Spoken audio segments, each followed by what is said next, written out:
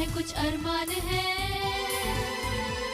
कुछ ख्वाब है कुछ अरमान है, लो है जगी एक उम्मीद की, आओ कुछ कर दिखाए, सारी दुनिया पे छाए, पाले मंजिले झूले आसमां, हमें खुद पर यकीन, अब ख्वाब हमारे ताबीर भी हमारी, अब ख्वाब हमारे ताबीर भी हमारी, अब ख्वाब हमारे ताबीर भी हमारी। सुलगती रेत पे एक अक्स बना लेती हूँ, अपने जज्बात यहाँ सबसे छुपा लेती हूँ मैं, जब भी निकलती हूँ मैं माँ से इजाज़त लेकर, उसकी खुशबू को हर सिमते नहा लेती हूँ। आदाब नाज़रीन, मैं हूँ रेशमी ज़िया, आप सभी का इस्तकबाल करती हूँ हमारे ख़ास प्रोग्राम ख्वाब हमारे ताबीर भी हमारी में। आप जानते हैं नाज़रीन, हर हफ्ते हम आपको एक ऐसी खातून से मिलवाते हैं जिन्होंने अपनी ज़िंदगी में कुछ ख्वाब देखा और अपने मेहनत के बदौलत, अपने ज़िद के बदौलत और अपने हौसले के बदौलत समाज में अपना मुकाम बनाया, नाम और पहचान बनाया। आज भी हमारे साथ एक ऐसी ही शख्सियत मौजूद है जिन्होंने एक बहुत ही खूबसूरत ज़िद की और उस ज़िद को अपने पूरे हौसले के साथ पूरा किया। आज आप एक कामयाब टीचर हैं, आपने AA किया, उसके बाद आपने PhD किया, आप सोशल वर्कर भी हैं। तो बिना देर किए हुए आपसे बातचीत का सिलसिला शुरू करते हैं और आज हमारे साथ हैं डॉक्टर सुनीता शर्मा। हरियाणा के कैथल में पली बड़ी और पढ़ी लिखी सुनीता जिंदगी के खट्टे मीठे तजुर्बात से दो चार रहीं। आज सुनीता तालीम याफ्ता है और अपने पैरों पर खड़ी हैं, लेकिन उनकी जिंदगी की डगर इतनी भी आसान नहीं रही। 5 बहनों और 2 भाइयों के बीच सुनीता बचपन से ही बड़ी हठी थी। शुरू से ही उन्होंने जो ठान लिया उसे करके दिखाया। अपनी जिद से ही पढ़ाई की और आगे बढ़ी, MA, MSW और फिर PhD किया और आज एक कामयाब शख्सियत बनकर समाज में एक पहचान बनाने में कामयाब हुई। साल 2001 में उनकी जिंदगी ने एक नया मोड़ लिया जब उनके छोटे भाई विकास भारद्वाज, जो कि BSF में असिस्टेंट कमांडेंट के ओहदे पर फाइज थे, एक दहशतगर्द हमले में शहीद हो गए। उन्हीं की याद में डॉक्टर सुनीता शर्मा ने एक इदारा तामीर किया ताकि अपने भाई को सच्ची खिराजी अकीदत पेश की जा सके। हालांकि सुनीता के दोनों बेटे अपनी अपनी जगह वेल सेटल्ड हैं, लेकिन फिर भी अपने भाई की कमी को कभी भूल न पाई है। आइए जानते हैं सुनीता की जिंदगी के खट्टे मीठे एक्सपीरियंस के बारे में। सुनीता, आपका बहुत बहुत इस्तकबाल है हमारे प्रोग्राम ख्वाब हमारे ताबीर भी हमारी में। धन्यवाद मैम। सुनीता शर्मा जी, जैसा मैंने आपके बारे में जाना है, जितना पढ़ा है, तो आपने टीचिंग से अपने करियर की शुरुआत की। आपने जगह जगह बहुत से स्कूलों में टीचिंग किया, उसके बाद आप सोशल वर्क का काम करने लगी। सबसे पहले तो जानना चाहेंगे, एक छोटी सी लड़की ऐसी जगह से अपने ख्वाबों को लिए हुए और फिर इस बुलंदी को छू रही, इस मुकाम तक पहुँची, कैसा महसूस होता है? नहीं, आज बहुत अच्छा लगता है जब मैं सोचती हूँ कि मैंने टीचिंग को अपना कैरियर बनाया और उस कैरियर से ही मैंने बहुत सारे लोगों को टीचिंग प्रोफेशन में मैं लेके भी आई हूँ, उनको उस मुकाम तक पहुँचाया भी है जहाँ तक वो पहुँचना चाहते थे और जहाँ तक मैं उनको पहुँचाना चाहती थी। तो वो मुकाम हासिल उन्होंने भी किया है और उससे मुझे जो है बहुत सुकून मिलता है। कहते हैं बहुत कुछ जो डिपेंड होता है आपके हालात पे, आपके बैकग्राउंड पे, तो हम जानना चाहेंगे कि आपकी जो परवरिश हुई कहाँ से हुई, आपकी पैदाइश कहाँ पे हुई और कैसे आपने पढ़ाई की? एक्चुअली ऐसा तो नहीं था कि हमारे घर में कोई ऐसी दिक्कत थी पढ़ाई को लेके, लेकिन हाँ मुझे बहुत सारी दिक्कतें आई, मुझे हर कदम कदम पे स्ट्रगल करना पड़ा। मैं क्लास 3rd में थी कि मेरी जो है हमें गांव में शिफ्ट होना पड़ा और गांव में शिफ्ट होने के कारण से ही मैं एडजस्ट नहीं कर पाई गांव के माहौल में और इस कारण से मैं स्कूल भी नहीं गई और क्लास 8th तक जो है इसी तरह से चलता रहा। मैं घर पे ही पढ़ती थी और एग्ज़ाम स्कूल में दे के आती थी। तो बहुत बढ़िया तो नहीं कहूँगी, हाँ, लेकिन मैंने अपनी जो डिग्रियां हासिल करना था कि मुझे कभी फेल नहीं होना, उस चीज़ को मैंने हासिल कर लिया कि मैं जो है आगे बढ़ती चली गई। ये तो वाकई बहुत अच्छी बात रही कि ऐसे जगह से आप ताल्लुक़ रखती हैं। आपने कहा वहाँ का बहुत अच्छा माहौल नहीं था, मतलब स्पेशली पढ़ने के लिए।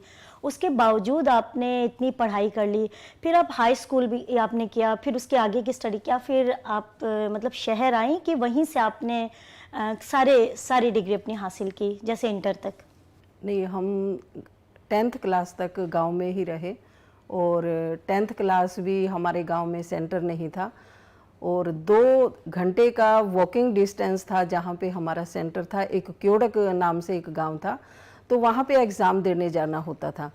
तो कोई टाइम भी नहीं होता था किसी के भी घर में ऐसा नहीं था कि कोई वाल क्लॉक भी लगा हो, तो अंदाजे से ही टाइम का आइडिया लगाते थे। 9 बज गए होंगे, 9 बजे से हमारा पेपर स्टार्ट होता था और मैं जो है कई बार तो 10 बजे भी पहुंची हूँ, कई बार बैलगाड़ी पे बैठ के गए हैं, किसी से साइकिल मिल गया तो साइकिल पे बैठ के हम लोग चले गए हैं।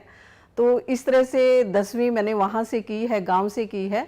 लेकिन 12th करते करते हम लोगों को शहर में शिफ्ट होना पड़ा था, सिर्फ इसी की वजह से कि वहाँ पे गांव में रह के पढ़ाई ठीक से हो नहीं पा रही थी।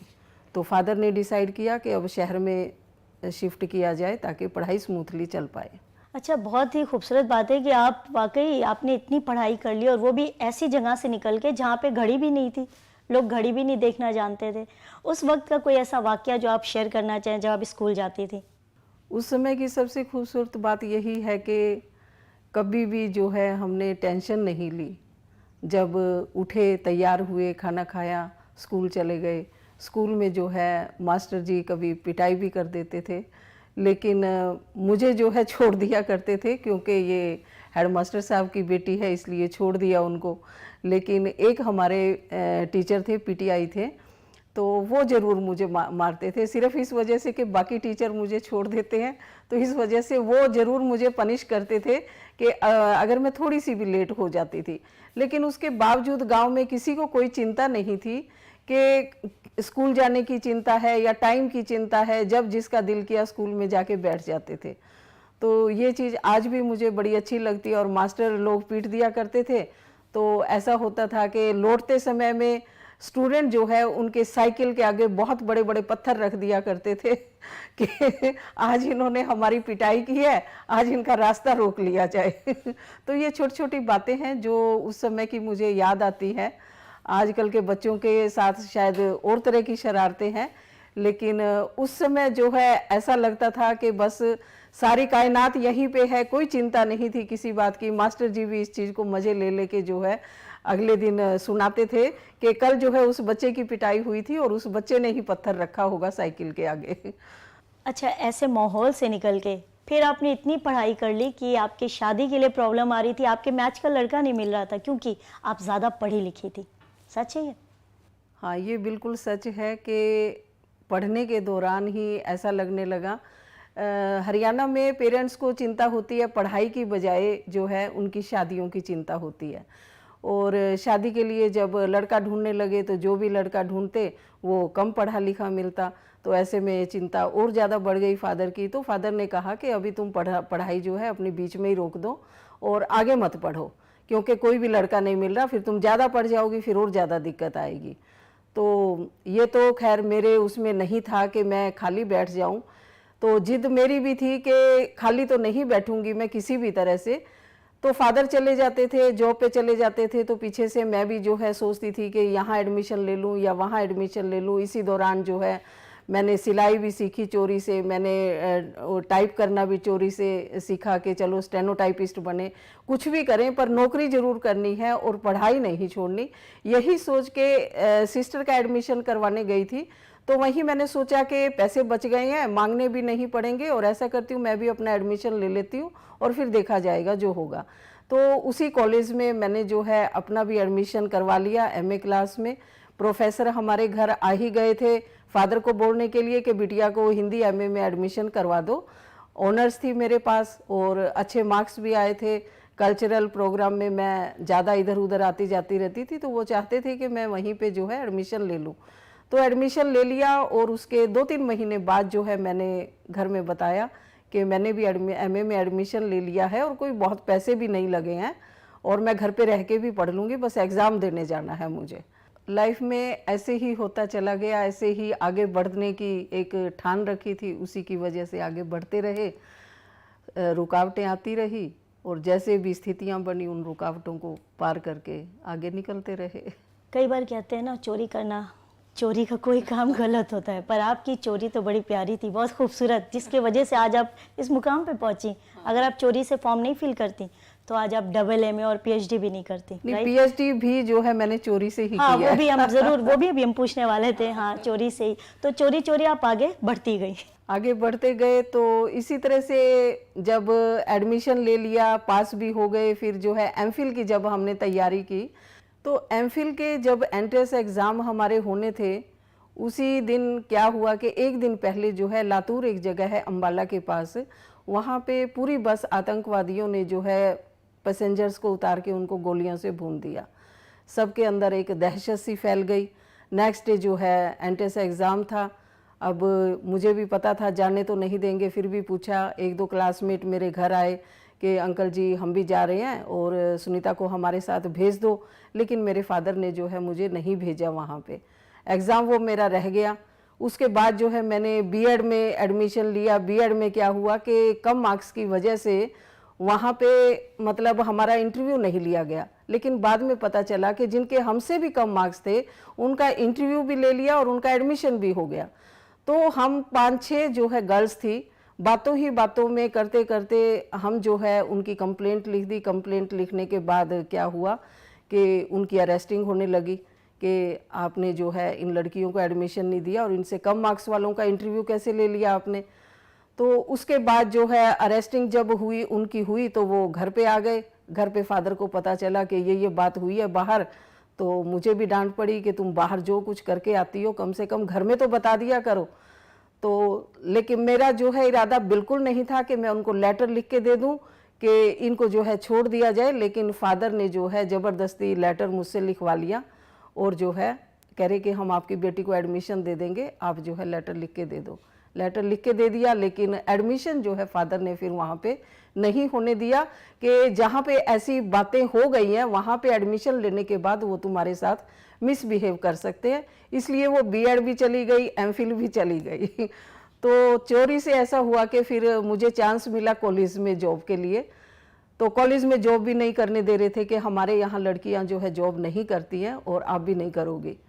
तो सारे घर पे आने लगे, एक दो प्रोफेसर भी आए, घर पे आए फादर को समझाने के लिए। फादर नहीं माने। फिर सिस्टर को बुलाया कि समझाओ किसी तरह से। सिस्टर आई तो किसी तरह प्रेशर डला और ठीक है कि चलो आप इनके पैसे मत लेना, इसके पैसे इसकी शादी में यूज़ कर लेना, इसको दे देना, जो मर्जी करना, आपने पैसे नहीं लेने, लेकिन जॉब तो करने दो। तो मान गए किसी तरह से फादर और मैं जॉब करने लगी। 1 साल मैं वहाँ पे जॉब किया RKSD कॉलेज कैथल में, जो कि पोस्ट ग्रेजुएट कॉलेज है। तो उसी दौरान जो है मुझे चंडीगढ़ जाने का मौका मिला। तो मैंने सोचा कि क्यों ना यूनिवर्सिटी होके चली जाऊं, पूछाऊं कि किस तरह से PhD में यहाँ तो डायरेक्ट जो है ले लेते हैं। बहुत सारी यूनिवर्सिटीज़ ऐसी हैं जहाँ पे डायरेक्ट एडमिशन नहीं लेते MPhil के बिना। चंडीगढ़ में हो जाता था। तो मैं वहाँ 1-2 प्रोफेसर से मिली, बात की, तो उन्होंने बोला ठीक है आपका इंटरव्यू लेते हैं, सिलेक्ट हो गई तो आप कर लेना चंडीगढ़ PhD कर लेना। तो 1-2 ने सिलेक्ट किया, उन्होंने मना कर दिया कि जी हम तो जो है पोइट्री में करवाते हैं, आप उपन्यास में करना चाह रहे हो काम। तो प्रोफेसर नहीं मिला कोई ढंग से। फिर एक ने कहा कि ठीक है पोइट्री में मैं करवाता हूँ, लेकिन पोइट्री में मेरे हिसाब से ही आपको टॉपिक भी चूज़ करना होगा। तो उनको हाँ कर दी, लेकिन घर में इस बारे में किसी को कुछ पता नहीं था। और इसी तरह से 1 साल जो है मेरा PhD का बीत गया। सिनॉप्सिस मैंने जमा करवा दिए, लेकिन इसी दौरान क्या हुआ कि लड़का मिल गया इनको, फादर को कोई लड़का मिल गया। तो अब बोलने लगे कि भी शादी करनी है। अब फिर मुझे लगा कि शादी हो गई तो PhD गई। तो सास देखने आई तो उन्होंने कहा कि भी मुझे पढ़ाई से तुम्हारी, तब जो है भेद खुल गया कि मैंने उनको बोला मुझे तो PhD करनी है और कॉलेज में नौकरी करनी है, मैं अभी शादी नहीं करूँगी। तो सास ने कहा कि कोई बात नहीं, कर लो, पढ़ाई कर लो, शादी के बाद करते रहना, मुझे कोई ऑब्जेक्शन नहीं। चलिए, तो बहुत अच्छी बात है, क्योंकि शादी के बाद बहुत सी चीज़ें चेंज हो जाती है। तो आपको सपोर्टिंग काफ़ी मिले और आपके हस्बैंड, आपकी फैमिली, उसने काफ़ी सपोर्ट किया, इसलिए आपने फिर PhD कंटिन्यू किया। आपने पूछा है कि स्पोर्टिंग रहा होगा। स्पोर्ट के बिना तो देखो कोई कुछ नहीं कर सकता, लेकिन सबका सपोर्ट मिला हो ऐसा नहीं है। स्ट्रगल मेरा कभी ख़त्म हुआ ही नहीं। जाते ही जो है इस तरह से उलझा दिया गया कि पता ही नहीं चला कि ज़िंदगी का मकसद क्या था। कभी रिश्तेदारों में, कभी आने जाने में भूल सी गई थी कि मैं पढ़ती भी थी या नहीं। लेकिन फिर भी एक जिद थी, कभी सोचती थी कि यहीं पे ज़िंदगी क्या ख़त्म हो जाएगी, सिर्फ चूल्हा चौका ही रहेगा। जब ये सोचती थी तो फिर एक जोश आता था पढ़ने का कि नहीं मुझे पीएचडी करनी है। लेकिन सास का जितना सपोर्टिंग लगा था उतना मिला नहीं। तो इस कारण से जो है पीएचडी 2-3 बार मेरी छूटी भी है। और लेकिन हस्बैंड मेरे एयरफोर्स में थे, मैं उनके साथ नहीं रहती थी। और जब वो आते थे पूछते थे कि तुम्हारी पीएचडी कैसी चल रही है, कहाँ तक पहुँचा तुम्हारा काम, तो फिर मैंने उनको 1-2 बार बताया कि मैंने छोड़ दी है पीएचडी। तो उन्होंने कहा कि नहीं तुम्हें छोड़ना नहीं है, पढ़ना है तुम्हें, मेरी खातिर पढ़ना है। फिर पूरा करने की सोचती थी।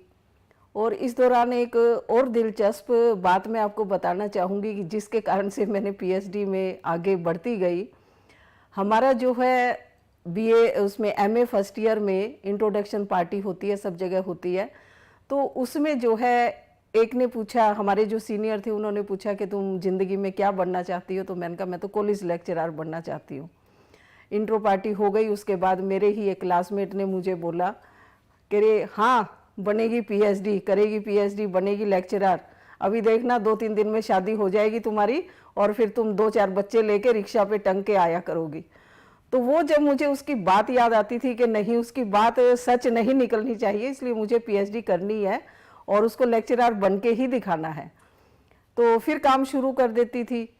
वहाँ चंडीगढ़ जाती थी, यूनिवर्सिटी जाती थी, वहाँ गाइड की भी जो है डांट पड़ती थी कि 6-6 महीने में आती हो और फिर बोलती हो कि मुझे पीएचडी करनी है। तो जैसे कैसे डांट खाते, कभी ससुराल की कभी गाइड की, इसी चक्की में पिसते पिसते जो है किसी भी तरह से 4 साल बीत गए थे। 4 साल बीतने के बाद जो है पीएचडी किसी भी तरह से पूरी की, थीसिस कंप्लीट किया। लेकिन उसके बाद जो है गाइड के साथ रिलेशन मेरे इतने बिगड़ चुके थे तो वो मेरा जो है किसी भी तरह से वाइवा ही नहीं करवा रहे थे। वाइवा के लिए फिर मुझे बहुत दिक्कत आई। किसी को पता चला कि मेरा थीसिस जो है जिस प्रोफेसर के पास गया है वो पटियाला में है। तो पटियाला में मेरे ब्रदर इन लोग गए उनसे मिलने के लिए कि एक स्टूडेंट थी आपकी, उन्होंने पीएचडी की थी, उसका अभी तक वाइवा नहीं हुआ, 1 साल हो गया। इस दौरान जो है मेरा एक बेटा भी हो गया था। और मेरे गाइड बहुत अच्छे थे, उनको गुस्सा सिर्फ इसीलिए था कि मैंने 5 साल लगा दिए। घर की दिक्कतें तो उनको नहीं पता थी कि मेरी क्या दिक्कतें आ रही हैं मुझे घर में। और उनको यही रहता था कि मैं सीट को रोक के बैठी हूँ, 3 साल में सब पीएचडी करके चले जाते हैं और मैंने सीट रोक लिया, आगे आने वाले स्टूडेंट के लिए मैं जगह खाली नहीं कर रही। तो इसी बात का उनको गुस्सा था। अच्छा, आप एक सोशल वर्कर भी हैं, आपका अपना एक ऑर्गेनाइजेशन है जिसमें आप ऐसे विमेंस को ऐसा प्लेटफॉर्म प्रोवाइड कर रही हैं कि वो अच्छी एजुकेशन ले सकें, रोज़गार के काबिल बन सकें। और उन बहुत सारे जो ओल्ड एज हैं उन लोगों के लिए भी आप ऐसा होम प्रोवाइड कर रही हैं। तो और उसका नाम आपने रखा है विकास जिंदा है। तो इस नाम के पीछे की क्या कहानी है? हाँ जी मैम, ऑर्गेनाइजेशन है और जो कि मैंने ब्रदर के लिए बनाई हुई है, ब्रदर के नाम से ही बल्कि बनाई हुई है। एक्चुअली जो नाम है ये एक क्वेश्चन मार्क लगाता है लोगों को समझने के लिए, मुझे थोड़ा एक्सप्लेन करना पड़ता है, वही चीज़ मैं आपको बताने जा रही हूँ। ब्रदर के जाने के बाद, ब्रदर बीएसएफ में असिस्टेंट कमांडेंट थे, उनके जाने के बाद जो है पेरेंट्स को इस नाम से बहुत सुकून मिलता था। जब भी कोई आके बोलता था कि विकास जिंदा है तो उनको एक जोश सा आ जाता था, एक जुनून सा उनका काम का जो पहले उनके अंदर होता था वो हो जाता था। तब मुझे लगा कि इसी नाम से जो है ऑर्गेनाइजेशन बनाई जाए जिससे कि उसके कामों को, अधूरे कामों को, क्योंकि वो भी सोशल वर्क में बहुत इंटरेस्टेड था, बहुत काम करता था वो सोसाइटी के लिए, तो इसलिए उसी के नाम से हमने एक संस्था बनाई ताकि जो है उसी के नाम को वो रिप्रेजेंट कर सके कि वो आज भी हमारे दिलों में ज़िंदा है। और इस तरह से आपने पूछा वीमेन के लिए, तो वीमेन के लिए स्पेशली मैं इसीलिए काम करती हूँ क्योंकि एक औरत होने के नाते जिस तरह से मैंने जो है स्ट्रगल किया है, मैं चाहती हूँ औरों की लाइफ में थोड़ा स्ट्रगल कम हो, और औरतों की लाइफ में जो है स्ट्रगल कुछ ज़्यादा ही होता है। वैसे तो जो भी इस दुनिया में वीक है, वीकर पार्ट जो भी है, उनको बहुत स्ट्रगल करना पड़ता है। चाहे वो दिव्यांग को आप ले लो, बुजुर्गों को आप ले लो, बच्चों को आप ले लो, महिलाओं को आप ले लो। तो मैंने अपनी ऑर्गेनाइजेशन में 4 एक पिलर की तरह से खड़े करने की सोची है, जिसमें कि बच्चे होंगे, बूढ़े होंगे, औरतें होंगे और दिव्यांग होंगे, और उनके हेल्थ का और एनवायरनमेंट का देखा जाए। तो इन क्षेत्रों में जो है मेरी संस्था अब काम करती है। ये हमारे वीकर सेक्शन हैं जिनको कि एक हेल्प की ज़रूरत है, थोड़ा सा अगर उनका बाजू पकड़ के उनको खींच लिया जाए तो वो कहीं ना कहीं एक मुकाम पे पहुंच सकते हैं। हम अपने स्ट्रगल से मुकाम पे पहुंचे हैं, तो ज़रूरी नहीं कि हर कोई अपने स्ट्रगल से ही पहुंचे। उनको ये थोड़ी सी मदद की ज़रूरत होती है, और वो थोड़ी सी मदद करने का काम ही संस्था करती है। और इससे मुझे भी बड़ा सुकून मिलता है कि मैं अपने ब्रदर के नाम को जिंदा रख रही हूँ, और जब तक मैं रहूँगी तब तक ये काम कभी बंद नहीं होगा। और अब मैं एक ऐसा सिस्टम तैयार करने की कोशिश में हूँ कि ये संस्था जो है मेरे बाद भी चलती रहे। एक सस्टेनेबल मॉडल जो है तैयार करने की कोशिश में हूँ कि जिससे बंद कभी भी होने को नहीं आए। हमेशा ये काम जो है सोसाइटी के लिए चलता रहे, क्योंकि सोसाइटी में कभी भी ऐसा नहीं होता कि आपने जो है किसी एक को सशक्त कर दिया तो फिर जो है पूरी दुनिया सशक्त हो गई। लोग आएंगे, पैदा होंगे, नए लोग आएंगे, उनमें से कुछ कमज़ोर होंगे, उन कमज़ोरों के लिए ही हमें काम करना। वाकई बहुत खूबसूरत काम आप कर रही हैं, और जो हमारे देश के लिए शहीद हो गए हैं वो हम सब के दिलों में हमेशा ज़िंदा रहेंगे। अब आपके मूड को थोड़ा चेंज करते हैं। इसके आपके जो शौक़ हैं वो क्या क्या हैं? शौक़ मैम हर एक के होते हैं, और मेरे भी बहुत शौक़ थे, लेकिन वही बात है कि शौक़ में भी मुझे स्ट्रगल करना पड़ा। मेरा सबसे बड़ा शौक़ था म्यूज़िक का। वोकल म्यूज़िक मैं बीए में लेना चाह रही थी, लेकिन वहाँ पे भी फादर ने मना कर दिया कि नहीं, ब्राह्मणों की लड़कियाँ जो है ये नाचने गाने का काम नहीं किया करती। तो वहाँ पे क्या, मेरा इकोनॉमिक्स का क्लास होती थी, और मैं जाकर जो है म्यूज़िक के पास, म्यूज़िक की भी क्लास उसी समय होती थी, तो मैं जो है वहाँ जाके बैठ जाती थी और सुनती रहती थी वो कैसे सीख रहे हैं, कैसे बजा रहे हैं, कैसे गा रहे हैं। और म्यूज़िक की इकोनॉमिक्स की क्लास जो है मैं औरों से पूछती थी कि आज क्लास में क्या हुआ है, कौन सा लेसन पढ़ाया है। तो यहाँ पे भी शौक़ पे दबी आवाज़ में जो है मैं गाना गाया करती थी। जब कोई घर में होता था तब गाना नहीं गाती थी, अकेली थी तो गाना गाया करती थी मैं। हाँ, लेकिन कॉलेज में ऐसा था कि कोई भी हमारी फ्रेंड्स की पार्टी होती थी तो मेरे बिना कोई पार्टी नहीं होती थी, क्योंकि जब तक मैं गाना नहीं गाऊंगी तो वो पार्टी पूरी नहीं होगी। इसके अलावा लिखने का भी शौक़ रहा है। मेरी एक फ्रेंड की डेथ हुई थी जब मैं बीए फर्स्ट ईयर में थी, तो पहली मेरी कविता जो है मैंने उसी के ऊपर लिखी थी। तो इस तरह से छुप छुपाते हुए लिखती भी रही, और गाने भी जो है छुप के ही गाती रही मैं। इस तरह से शौक़ भी पलते रहे मेरे अंदर ही। अच्छा, आपने कहा कि आपको लिखने का भी शौक़ है और गाना गाने का भी, तो अगर मैं कहूँ अभी 2 लाइन आप गुनगुना देंगी या आपका लिखा हुआ कुछ हमें सुना देंगी? लिखी हुई मैं आपको अपनी एक कविता जरूर बताना चाहूँगी, सुनाना चाहूँगी। तू ना चाहे तो मत राज दिल के तू खोल। क्योंकि जब हमने बुजुर्गों से कभी कुछ पूछा है कि क्या बात हुई है घर में, क्यों दुखी हो, तो वो कुछ बताना ही नहीं चाहते।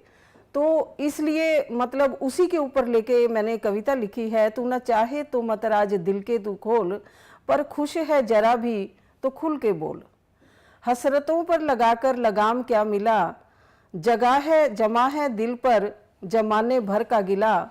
ना अपना पराया तराजू में तोल, तू ना चाहे तो मत राज दिल के तू खोल। अच्छा, आपकी आने वाली जो फ्यूचर प्लानिंग है वो क्या है?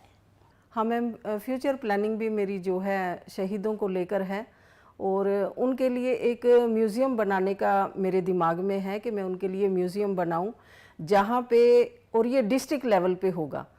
डिस्ट्रिक्ट लेवल के जितने भी शहीद हों सबके उसमें जो है नाम हो, उनकी फ़ोटो रखी हो, उनसे रिलेटेड जो है लिटरेचर वहाँ पे हो। और इससे बढ़ के बात सर जो हम सस्टेनेबल मॉडल की बात कर रहे हैं वो ये कि वहाँ के आसपास के लोगों के लिए एयरफोर्स में एंट्री कैसी मिल सकती है, आर्मी में या मतलब बीएसएफ में, नेवी में कैसे एंट्री मिल सकती है, वहाँ पे इन सब की जो है शिक्षा दी जाए और एक ट्रेनिंग भी दी जाए उनको और गाइडेंस दी जाए कि किस तरह से वो आगे बढ़ के मतलब सेना में भर्ती हो सकते हैं। क्योंकि गांवों में दूर दराज के बहुत सारे ऐसे पिछड़े गांव हैं जहां पे ये पता ही नहीं होता कि अगर हमें आर्मी में या डिफेंस में कहीं भी जाना है तो उसके लिए हमें क्या करना चाहिए। तो इस तरह से म्यूज़ियम रहेगा। म्यूज़ियम जो है फीस के साथ देखने के लिए है। वहाँ पे सभी के शस्त्र रखे होंगे, आर्मी के, एयरफोर्स के, जिसके बारे में सबको नॉलेज दिया जाएगा कि ये शस्त्र जो है सेना के हैं, आर्मी के हैं या नेवी के हैं।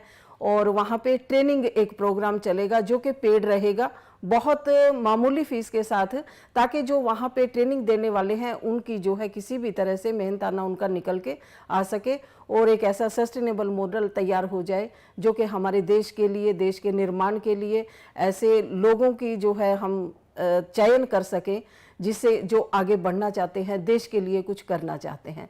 तो ये एक मेरा फ्यूचर प्लान है। अच्छा, चलते चलते आप लोगों को क्या मैसेज देना चाहेंगी? मैम एक्चुअली हमारा तो समय निकल चुका और आज हम जो कर पाए हैं समाज के लिए वो मैं समझती हूँ सिर्फ एक ही कारण से कर पाए हैं कि हमने पढ़ाई की है। उस पढ़ाई के लिए जो जिद की थी हमने, मैं चाहती हूँ औरों को किसी को जिद ना करनी पड़े और हर एक माँ बाप जो है अपने बच्चों को पढ़ाए ज़रूर, क्योंकि अगर उन्होंने पढ़ाई हासिल कर ली तो वो कुछ भी हासिल कर सकते हैं, कुछ भी नामुमकिन उनके लिए दुनिया में नहीं रहेगा। और जो हम राष्ट्र निर्माण की बात करते हैं, देश को समर्पण की बात करते हैं, वो भी जो है उनके अंदर पढ़ाई से ही आ पाएगा। वो पढ़ेंगे, जानेंगे, अपने देश को जानेंगे, अपनी विरासत को जानेंगे और इसी तरह से वो अगर इन सब चीज़ों की जानकारी रखते हैं तो देश का निर्माण उनसे बड़ी अच्छी तरह से हो पाएगा। हम ये कहते हुए बड़ा गर्व होगा कि आज के जो बच्चे हैं वो कल का जो है देश का फ्यूचर हैं, वही जो है देश का निर्माण कर पाएंगे। वाकई बहुत खूबसूरत लगा आपके बारे में जान के, और दिल में अगर कुछ होता है ना, कुछ कर गुजरने की चाह हो तो कोई भी काम नामुमकिन नहीं होता। आपसे बात करके बहुत मज़ा आया, इसके लिए बहुत बहुत शुक्रिया। आपका भी मैम बहुत बहुत शुक्रिया कि आपने जो है हमारी बात जो हम समाज को कहना चाह रहे थे आपके माध्यम से पूरा समाज सुन पाएगा। इसके लिए मैं आपकी तहे दिल से शुक्रगुजार रहूँगी कि आपने हमारी बात को पूरे समाज तक पहुँचाया। तो ये थी सुनीता शर्मा, जिनके ज़िद और हौसले के बारे में हमने जाना। अगले हफ्ते आपसे फिर होगी मुलाकात एक नई शख्सियत के साथ। तब तक के लिए आप देखते रहिए डीडी उर्दू और मुझे दीजिए इजाज़त। आदाब।